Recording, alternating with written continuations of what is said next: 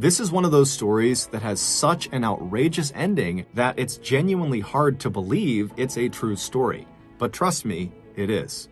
But before we get into today's story, if you're a fan of the strange, dark, and mysterious delivered in story format, then you come to the right podcast because that's all we do, and we upload twice a week, once on Monday and once on Thursday.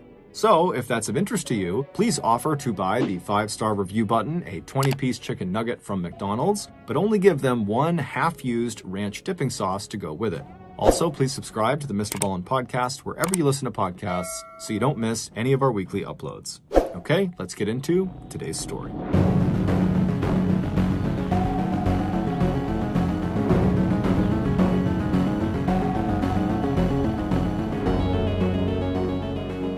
On a warm Nebraska evening in late September 2012, 36-year-old Dave Krupa left work feeling better than he had in weeks.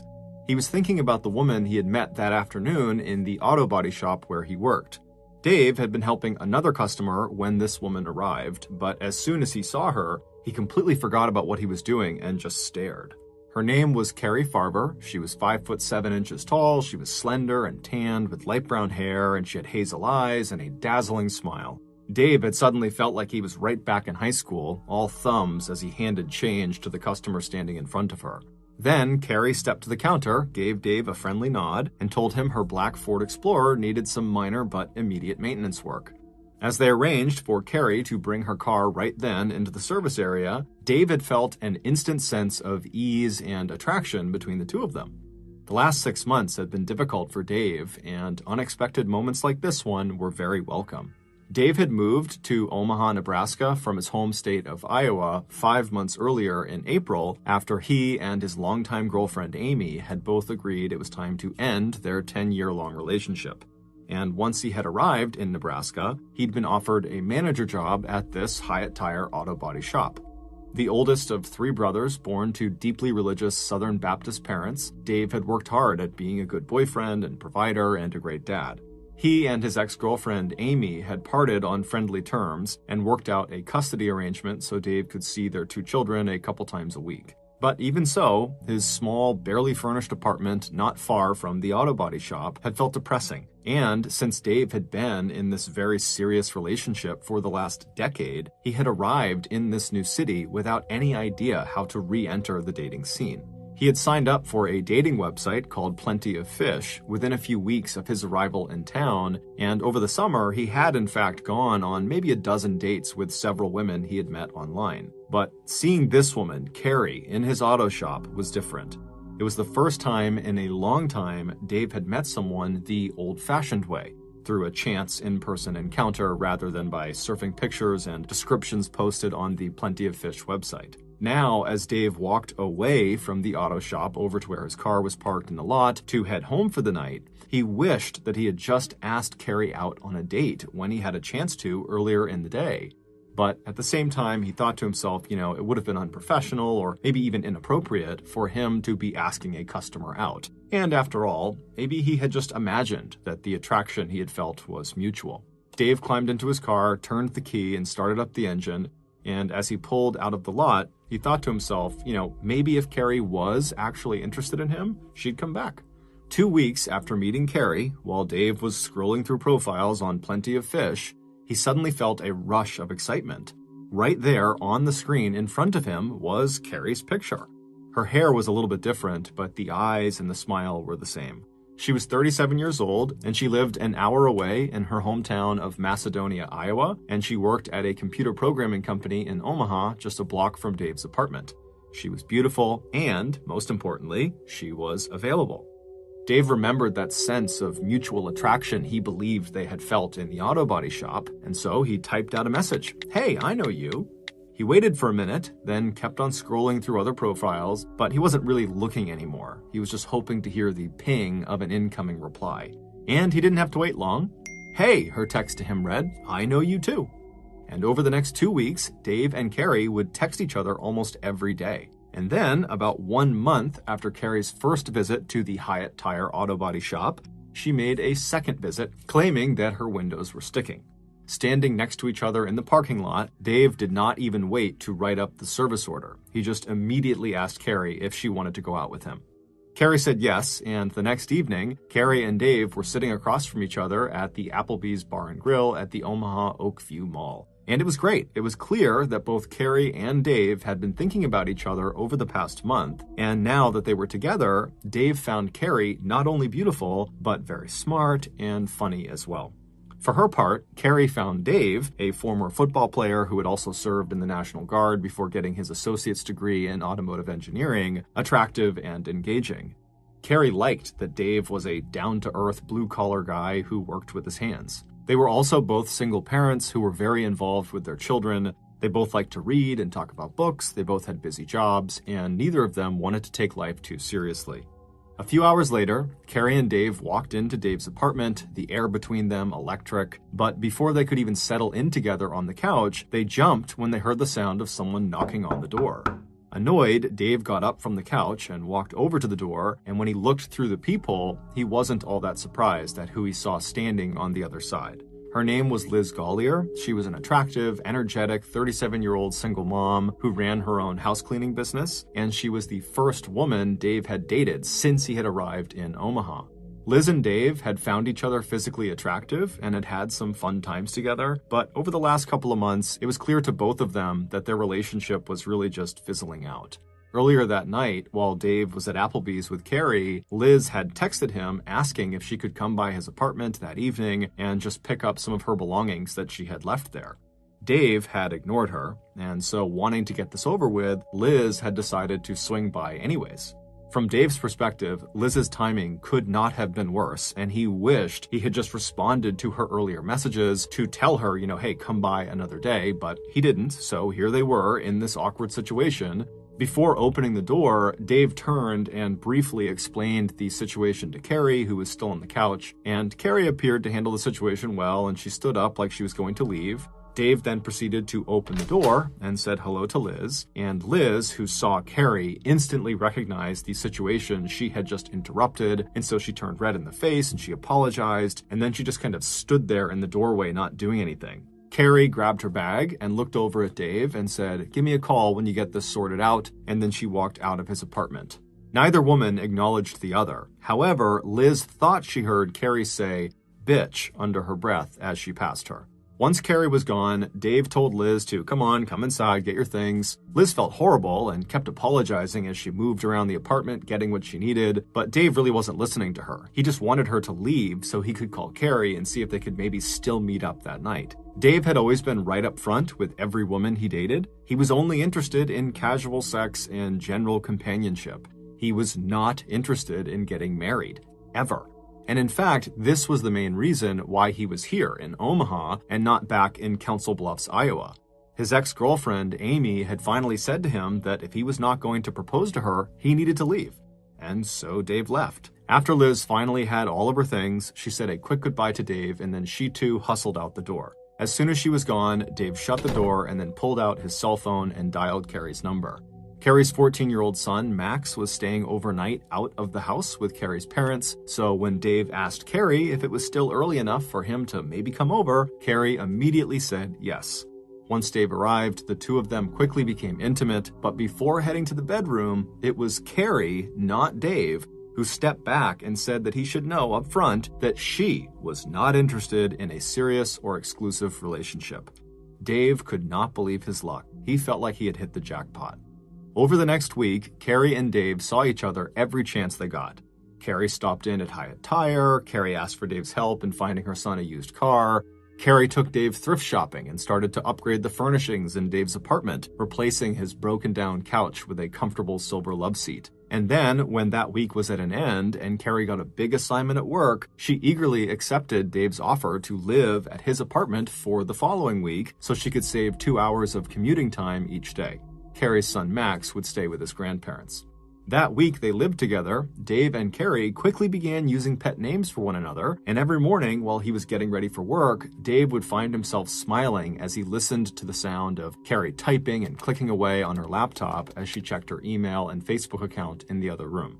On the morning of November 13th, 2012, so just a couple of days into living together in Dave's apartment, Dave got ready for work and then walked over to Carrie, who was still wearing her pajamas and was sitting on the silver love seat she had picked out for him. He gave her a kiss, which she enthusiastically returned, and then he smiled at her and said that he would see her later on, and then he stepped out into the cold. By 6:20 a.m., he was pulling out of the parking lot, making his way to work. A few hours later, at 10 a.m., Dave, who was working on a car at the auto body shop, received a text from Carrie asking him if he wanted to live together permanently. Now, Dave understood that he and Carrie had definitely gotten really, really close, but at the same time, he had been really clear with Carrie about not wanting a serious relationship. That is what made their week together fun, because it was temporary. He didn't like the idea of making it anything more than that. And he was thinking, Carrie made the same claim to him, that she didn't want anything serious. And so he responded to her very quickly with a text that just said, "No, not interested," thinking he would talk to Carrie later when it wasn't so busy at work. But just 20 seconds after sending that response text, Dave received an angry text message from Carrie breaking off the relationship completely. Her text said, "Fine, I hate you. I'm dating someone else and I don't want to see you anymore." And when Dave got home that night, it looked like Carrie had made good on her threat. Right down to her toothbrush, all of her things that were in Dave's apartment were now gone. Dave was shaken, but it didn't take long for reality to set in. He'd been on dates with other women who had agreed, in theory, to casual, non-exclusive relationships, only to change their minds after a couple of dates. And so this seemed like that type of situation that, Carrie was revealing how she actually felt. And so it wasn't long before Dave's shock gave way to relief. It was probably for the best that this ended now. But it turned out that Carrie was not done with Dave, at least not yet. Within 2 days, Dave's phone started blowing up with texts and emails from Carrie. She may have taken her things out of Dave's apartment, but it was instantly clear that she was not going to leave him alone. At first, the messages were angry and jealous. Carrie hated him. He had ruined her life. He was a terrible person. And even though Carrie told him she had quit her job at the computer company, which was down the road from Dave, it was clear from some of these text messages that she had to still be close by. One very creepy text Dave received said, "My favorite thing to do is to stand outside and stare at you." It wasn't long before the tone of these messages and emails shifted from vindictive and insulting to blatantly threatening. "I hate you so much that I want to drive a knife into your heart," read one message. "I will destroy your life and take your happiness," read another. And more of the texts seemed aimed not only at Dave, but also at Liz, the woman who had shown up at Dave's place on the night of Carrie and Dave's first date. One text Dave received from Carrie said, "Liz was a fat, ugly whore who deserved to die." And not long after that, Liz would actually call Dave to tell him that Carrie was sending her directly these vulgar and threatening text messages and emails. Within 2 weeks of the breakup, Dave and Liz were receiving dozens of texts and hang-up calls, as well as 50 or more emails every single day from Carrie. By November 23rd, 10 days after the breakup, Liz had had enough. She had walked into her garage that morning only to find the words "whore from Dave" spray painted on the wall. Liz immediately contacted the Omaha Police Department to report the vandalism, along with her suspicion that Carrie Farver was the person behind the property damage, given the harassing messages she and Dave had been receiving. But the police really couldn't do much about it because they couldn't find Carrie. After she broke up with Dave on November 13th, she had vanished. It was believed she was in hiding somewhere to avoid being arrested for all of the stalking she was doing. So the texts and emails just kept coming in, including disturbing messages that sounded like this. "Dave, I can see you. You're sitting in your chair with your feet propped up. You're wearing a blue shirt." Ironically, this horrible situation actually brought Dave and Liz together again because there was no one else who would understand what they were going through. They had tried to get the police involved, but there just wasn't much they could do, and so Dave and Liz had just begun to accept that this was their life. And while it might seem unimaginable to other people, to them, it had just become a new and horrible kind of normal. It was not uncommon for them to be sitting on the couch together when they would both suddenly receive a barrage of text messages from Carrie. Meanwhile, the Omaha Police Department wasn't the only law enforcement agency that had been made aware of Carrie Farver. On November 16th, so that's 3 days after the breakup, Carrie's mother, Nancy, had filed a missing persons report with the Macedonia Police Department in Iowa. When the police eventually followed up on the report by talking with Dave, Dave felt like he finally understood how Carrie, who had seemed so put together and independent when he had first met her, could have changed seemingly overnight into this crazy stalker person. The police would tell Dave that Carrie had a mental health condition called bipolar disorder, which can cause violent and sudden mood swings and bouts of depression, alternating with episodes of mania where its sufferers behave in erratic and unpredictable ways. But despite that adding some clarity to the situation, it didn't actually do anything to help Dave or Liz. They were still just getting non-stop harassed by Carrie. No matter how many times they changed their phone numbers and opened new email accounts, Carrie, with her vast knowledge of computers and technology, always found a way to find them again and continue cyberstalking them. As for Carrie, since going missing on November 13th, she had blown off a family wedding, her son's birthday, and even her own father's funeral, apologizing by text and email to her family, but asking that they leave her alone because she needed some space. In January 2013, so a couple of months after the breakup, Omaha police thought maybe they'd gotten a break in the Carrie Farber case when Dave spotted her black Ford Explorer in a parking lot near his apartment. But the inside of the car was wiped clean, and the only item of interest was a metal container of mints with a single fingerprint on them that did not match with that of any known criminal. At that point, Dave and Liz willingly turned over their phones to law enforcement for examination, but police found nothing on them that would help them close in on Carrie. Still, as long as there was a missing person report on Carrie Farber, police could not close the case until they had located her. In the summer of that year, both Dave and Liz attempted once again to try to move on with their respective lives. At the end of the summer, Liz and her two children planned to move out of their rented house and move in with a former boyfriend, and Dave started spending more time with his kids back in Iowa. But the harassment continued. When Dave received an email from Carrie threatening to kill Liz and showing a photo of a woman tied up in the trunk of a car, Dave called Liz, who assured him she was not the woman in the picture and that she was okay. But Liz was not okay for very long. On August 17th of that year, so 9 months after Dave and Carrie had broken up, someone set fire to Liz's rented house. And while Liz and her children were not inside the house when it burned, all 4 of the family's pets were killed. When she checked her email later that day, Liz saw there was one from Carrie that had been sent just a few hours before the fire had started. And it said, "I hope you and your children burn to death." Liz was terrified and absolutely beside herself. She had struggled through a terrible childhood, losing both of her parents by the time she was just 3 years old, and then she had grown up in the foster care system, and now everything that she had managed to build up in her life was being destroyed. Her housekeeping business was failing, her boyfriend had to help her with the bills, and her children were in danger, all because of Carrie, a woman she didn't even know. Dave, racked with guilt over involving Liz in this mess, now feared for his own family. He began to drink more heavily and he purchased a gun.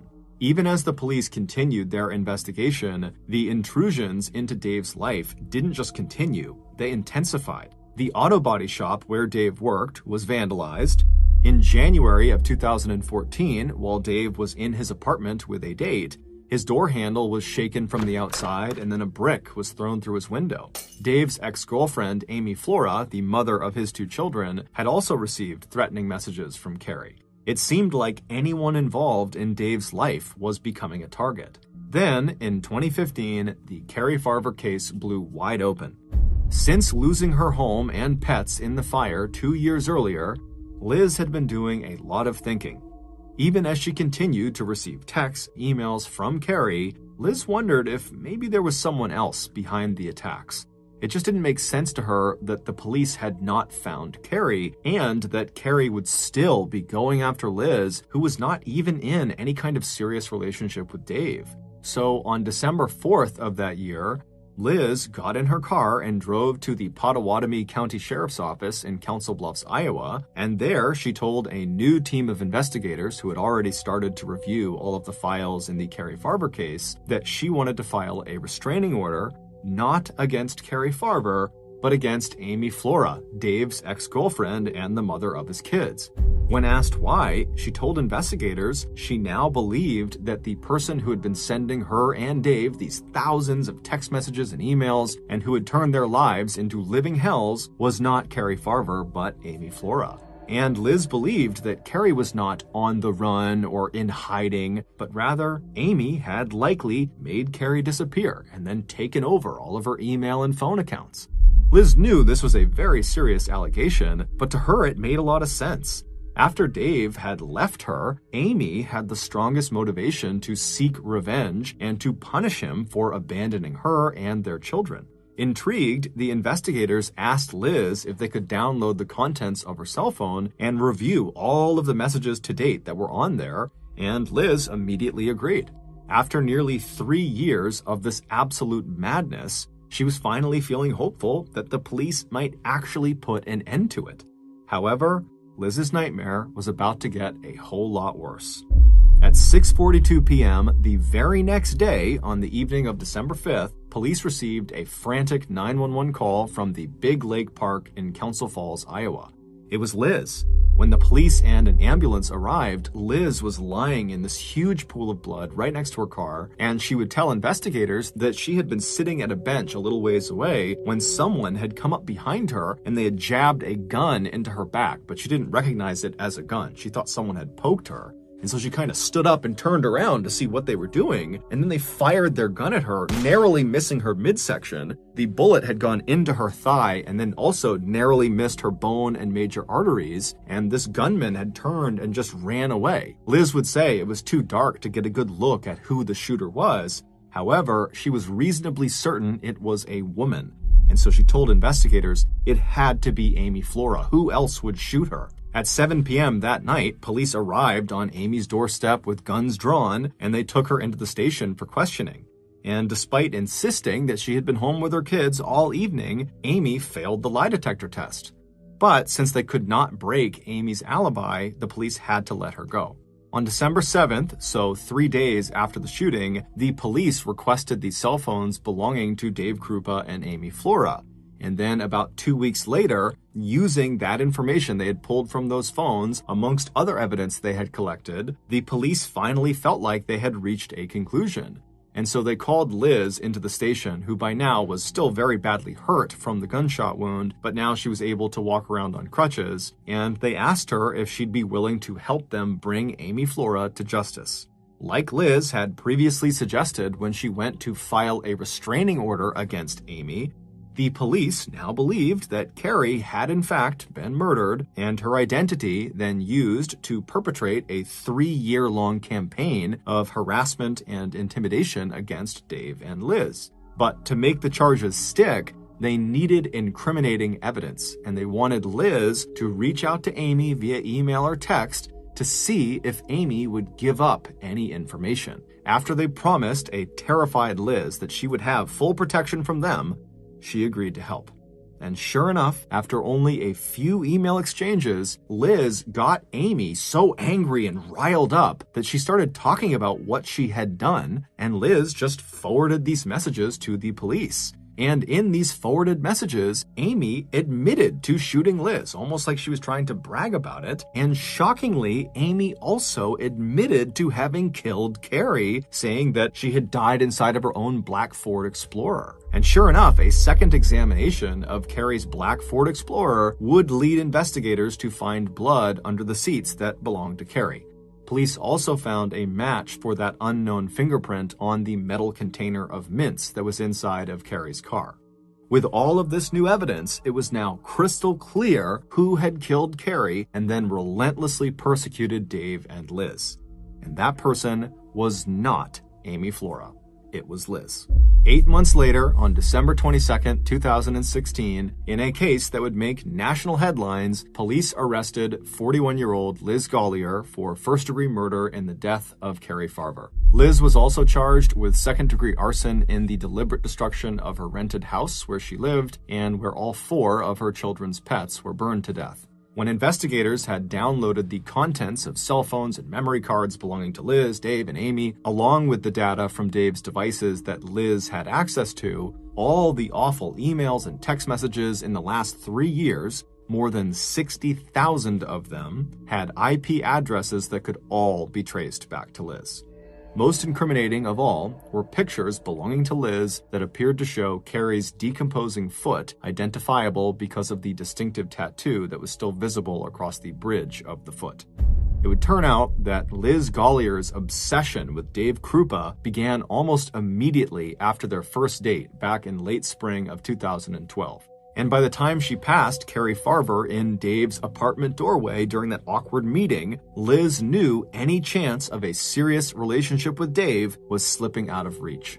The text that Dave received from Carrie's phone on the morning of November 13th at around 10 a.m. about wanting to move in together permanently, and every harassing and threatening text, email, and suspicious phone call that he, Amy, and Carrie's family would receive over the next 3.5 years would all be the work of Liz Gollier.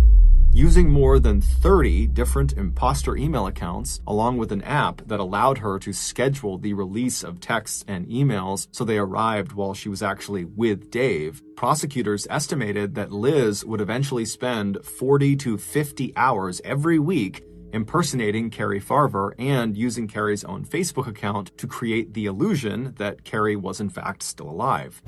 The ongoing drama would force Dave to reach out to Liz, and every time he began to pull away, she would just ratchet up the pressure and guilt Dave for bringing Carrie into Liz's life, first with acts of vandalism like spray painting her own garage wall, and later with more violent attacks, setting fire to her own home, throwing a brick through Dave's apartment window, vandalizing the auto store, and then finally shooting herself in the leg. When Dave showed a renewed interest in his ex-girlfriend Amy and told Liz he planned to move back in with her in 2016, Liz made a last-ditch attempt to derail that romance and divert attention by framing Amy for the crimes Liz herself had committed. But by late 2015, Liz would get hopelessly entangled in her own lies. By the time she walked into the police station to ask for a restraining order against Amy, police already completely suspected Liz, who seemed way too involved in every aspect of the Carrie Farver case. Even though Amy had failed the lie detector test when she was questioned about shooting Liz, Amy was actually never a serious suspect, and her alibi was unbreakable. But by pretending to ask for Liz's help in incriminating Amy, police were able to push Liz into revealing her own deceptions. Although Carrie's body was never found, the evidence and testimony presented by prosecutors at Liz Gollier's trial paint a sad and grisly picture of Carrie Farver's last moments. 3 years earlier, after Dave had kissed Carrie goodbye and stepped out into the cold morning air of November 13th, 2012, Carrie would finish her coffee, close up her laptop, and get herself ready for work. Once she was ready, she too stepped out into the cold morning air to head into her office. And when Carrie got into her black Ford Explorer in the parking lot, Liz Gollier, who likely had been hiding and waiting nearby, just waiting for Carrie to come outside, rushed over to her vehicle and somehow convinced Carrie to let her get inside with her. And then shortly after Liz was in the passenger seat, she pulled out a knife and reached across the center console and stabbed Carrie repeatedly in the stomach at least 3 or 4 times. It's believed Carrie knew she was going to die and began pleading with Liz to allow her to call her family to at least say goodbye. But Liz just said no and restrained her until she bled to death. Afterward, Liz took Carrie's keys and went into Dave's apartment and took all of Carrie's things out so it would look like she had left him, and then Liz drove Carrie's car, with Carrie's body inside of it, to some unknown location where she pulled Carrie's body out, burned it, and then disposed of it in a dumpster. Then Liz wiped Carrie's car down to remove any evidence. However, she didn't realize she had left lots of Carrie's blood underneath the seats, as well as her own fingerprint on that mint can. Liz Gollier is currently serving a life sentence at the Nebraska Correctional Center for Women, 107 miles southwest of Omaha, where she first met Dave Krupa. Thank you for listening to the MrBallen podcast. If you got something out of this episode and you haven't done this already, please offer to buy the 5-star review button a 20-piece chicken nugget from McDonald's, but only give them 1 half-used ranch dipping sauce to go with it. Also, please subscribe to the MrBallen podcast on Spotify, Apple Podcasts, Amazon, Google, and anywhere else you get your podcasts. This podcast airs every Monday and Thursday morning, but in the meantime, you can always watch one of the hundreds of stories I have posted on my YouTube channel, which is just called MrBallen. If you want to get in touch with me, please follow me on any major social media platform and then send me a direct message. My username on all platforms is just @MrBallen, and I really do read the majority of my DMs. Lastly, we have some really cool merchandise, so head on over to shopmrballen.com to have a look. So that's going to do it. I really appreciate your support. Until next time, see ya.